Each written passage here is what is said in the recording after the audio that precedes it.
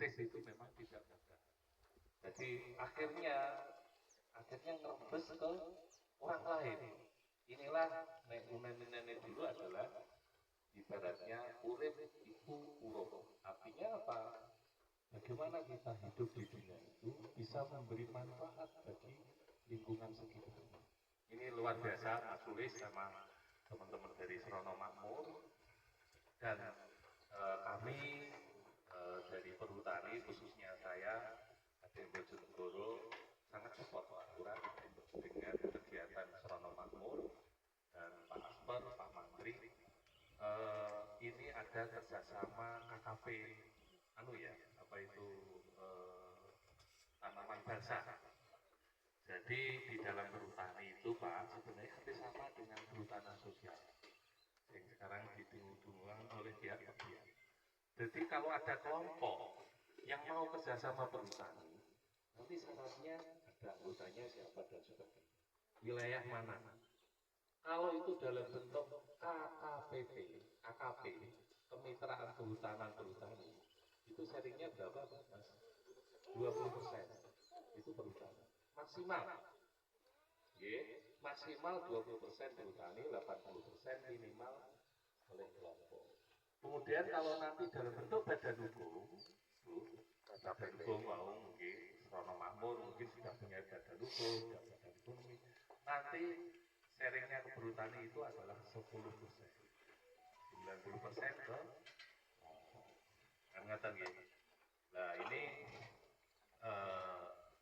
sebenarnya tidak sulit, tapi ini perlu pemahaman. Jadi artinya apa? Nanti monggo tulis dari angka 90 atau 80% tadi coba didistribusikan kepada penggarapnya berapa? Disepakati. Nanti disepakati. Sehingga penggarap itu pada saat nanti balsa itu nanti panen, penggarap itu juga mendapatkan sharing bagi hasil. Jadi supaya mereka mempunyai rasa underbeni, punya rasa memiliki. Dan ini saya kemarin sudah diskusi dengan Pak Sikda, Pak PLT Sikda yang baru di ruang saya, ya Pak Andi ya, Pak Andi Sujarwo. Saya ingin kemitraan penanaman perhutanan. Artinya apa? Saya mungkin melibatkan desa, mungkin bisa juga desa itu diwakili oleh BUMDes, kemudian perhutani dan LNB atau kelompok tani hutan.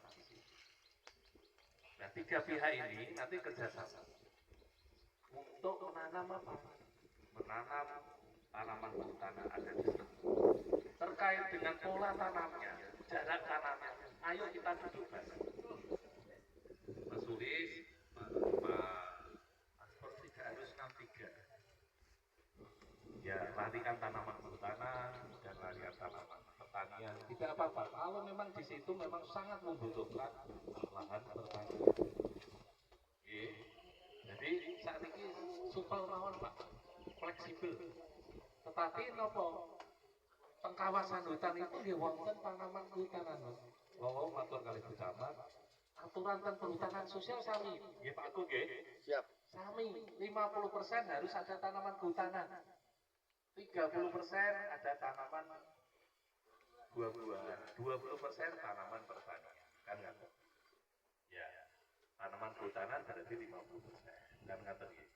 Ini aturan yang berlaku dimanapun, baik di perhutanan sosial ataupun di lahan kelola perhutanan. Makanya kemarin, mohon maaf Pak Soni, waktu diskusi di mana? Waktu di Jono kemarin, kalau di perhutanan itu 600 sampai 700 pohon per hektar. Kalau di tempat kami 300. Saya potong. Pak Soni, dengan kan orang hutan. Masa ilmu kehutanan ada Pak Kapolres? Sama. Jangan sampai nanti ada pemikiran yang ada. Sama aturannya 50, 30, 20. Jadi monggo nanti Mas Sulis bisa memperluas lagi. Memperluas lagi lokasi-lokasi untuk KKP, tapi dengan catatan ayo kita kawal jangan sampai jadi hutan jatuh. Jadi ojo sampai jadi hutan jagung di situ atau sawah saja padi saja. Ya harus ada tanaman hutan karena di situ memang kawasan hutan. Kalau hutan tanaman hutan inilah yang nanti akan menjadi catchment area daerah tangkapan air ketika ada hujan nanti ada yang nempel nampan itu Pak boten langsung. Saat ini PR saya adalah daerah-daerah kunci, daerah-daerah sekar, saat ini daerah-daerah Dander, daerah Bubulan, kemudian daerah Gondang terutama kemarin banjir di Gondang itu hampir setiap tahun wilayah kunci kali wilayah Gondang itu kecamatan. Nah ini Pak Bupati itu sangat perhatian di sana. Bagaimana Mas ADM daerah mriko niku kersane mungkin saged boten banjir. Jangka pendek mungkin bisa dibuat embung, bisa dibuat tanggul, bisa dibuat sodetan. Sodetan mungkin kemarin rencana mau ke Waduk Pacal, tapi pihak BPWS kelihatannya keberatan karena kalau diarahkan sana, akhirnya lumpur langsung ke sana, sehingga akan mempercepat pendangkalan waktu. Terus jangka panjangnya harus ada. Daerah-daerah hulu, daerah dhuwur niku, iki klojak ayo nandur pohon, apa buah-buahan, apa gitu. Jangan hanya tanaman-tanaman, malah di sana itu ada tokoh masyarakat yang nyarankan Pak, mriko niku kersane dadi Pak. Niku nggih, mboten entuk tiang beto semprotan te mriko. Wonten sing usul ngoten. Lho kok kenapa? Nggih semprotan niku sing marai tanamane do mati. Dari ini ngoten. Nek niku ngoten. Dados kersane teng inggil niku kersane dados. Ayo kita misalnya KPS tanaman-tanaman buah-buahan. Mboten napa-napa. Nggih, mboten napa-napa.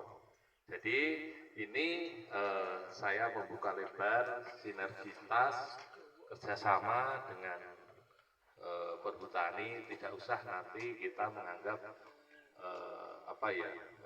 perhutani itu dianggap kaya musuh lah kan gitu ya. Ya nek nyolong kayu ya mesti ya diloroi Pak. Kan ngoten niku kan. Tapi mari kita bersinergi bagaimana hutan di sekitar sini kita buat ada hutannya, ada tanaman pertaniannya, kemudian ada tanaman mungkin buah-buahannya.